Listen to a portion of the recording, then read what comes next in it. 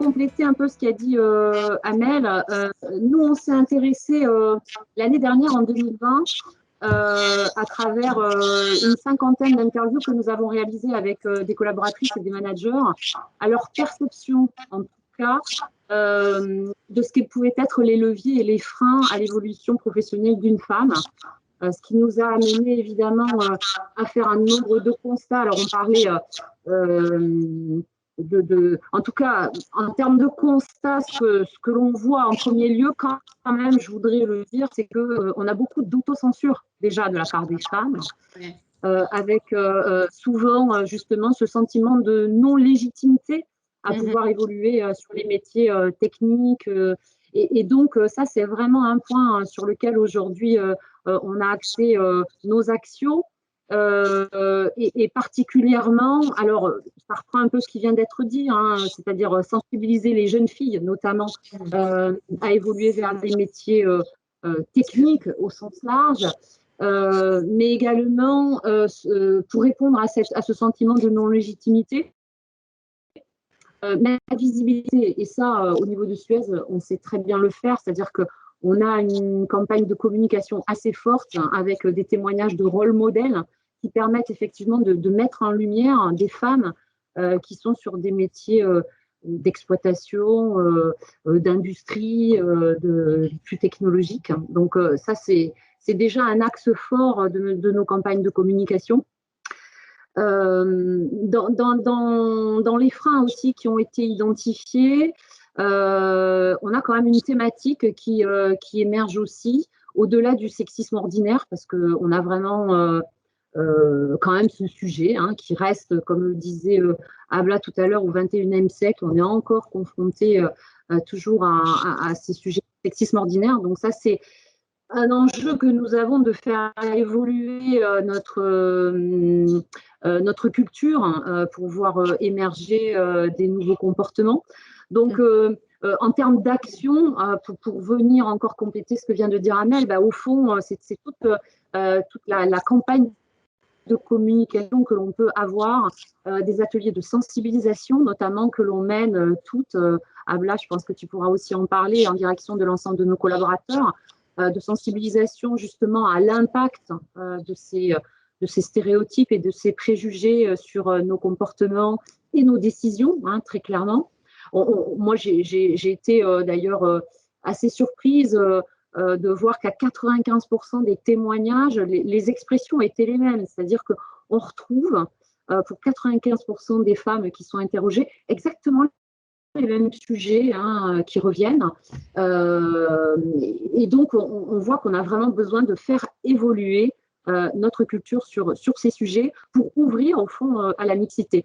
Donc, développer la culture inclusive, pour moi, c'est le socle. Développer, effectivement, sensibiliser nos collaborateurs à ces sujets pour pouvoir mieux, pour accélérer, en fait, l'évolution des femmes sur ces métiers. Un autre axe aussi que l'on a commencé à développer, qui est en lien avec l'équilibre des temps de vie, c'est vraiment un sujet qui revient, cette nécessité d'évoluer évidemment tout en préservant un certain équilibre de vie sur les temps professionnels et les temps privés.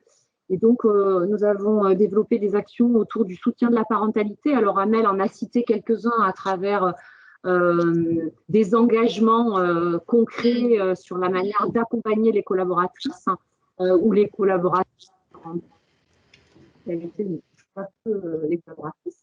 Donc, dans les actions concrètes, dernièrement, on a réalisé des qui étaient destinés à tout notre pour justement aborder cette question de comment finalement le management au regard des contraintes qui peuvent être aussi, qui sont réelles. Et donc, c'était manager de collaborateurs par an, adapter votre mode de management et accompagner aussi les collaborateurs sur ces sujets. Nous avons également réalisé des ateliers avec des collaboratrices et des collaborateurs de retour de congé maternité, paternité, d'adoption. Donc des petits coachings collectifs qui était finalement dédié à évoluer sans sacrifice, on va dire ça comme ça, et donc avec un peu de co-développement, hein, l'idée étant de partager à la fois ces réflexions, ces problématiques, et puis de trouver quelques ressources, quelques clés pour pouvoir évoluer professionnellement, j'allais dire sereinement. Je continuerai encore, mais bon, je pense que Abla, tes témoignages compléteront encore aussi tout ce que l'on fait sur ces sujets. Merci Laurence, mais je pense que... Ouais, Amel. Tu en parleras peut-être, mais ce qui est important aussi, c'est on se rend compte que, et Laurence l'a dit, c'est vrai que les femmes ont tendance à s'auto-censurer et on a mis en place des actions pour briser justement ensemble cette autocensure, et on a mis pas mal d'actions où on a demandé à des grands patrons de faire du mentoring, et ça marche super bien. Ouais. Pour permettre à des femmes d'accéder à des postes plus qualifiés, des postes de management, et ça, c'est très valorisant. Mais je te laisse en parler un peu. Ouais, c'est une super idée, hein. Ouais, et quand même, j'ai juste Abla, quand même. Vas-y, je t'en prie. J'ai oublié quand même. Ouais. J'ai quand même oublié un truc essentiel, c'est que au-delà de ce qu'on vient de citer, on a lancé, alors même si les réseaux de femmes et de mixité existent dans le groupe, nous avons en janvier de cette année donc lancé le réseau de femmes et de mixité de Suez en France, donc du coup qui regroupe toutes nos entités françaises. Et donc, deux objectifs pour ce réseau, hein, effectivement, c'est travailler sur le soutien et le développement des femmes dans l'entreprise, et également un deuxième objectif qui est justement orienté sur comment développer la mixité au sein de l'entreprise, avec un franc succès, puisque en l'espace de 3 semaines, nous avons déjà près de 600 adhérentes et adhérents. Super. Laurence et Amel, vous avez vraiment bien résumer un peu tout ce qui se passe. C'est vrai qu'il y a énormément de choses. Parfois, ce sont des initiatives au niveau du groupe. Parfois, c'est plus des initiatives qui peuvent être locales.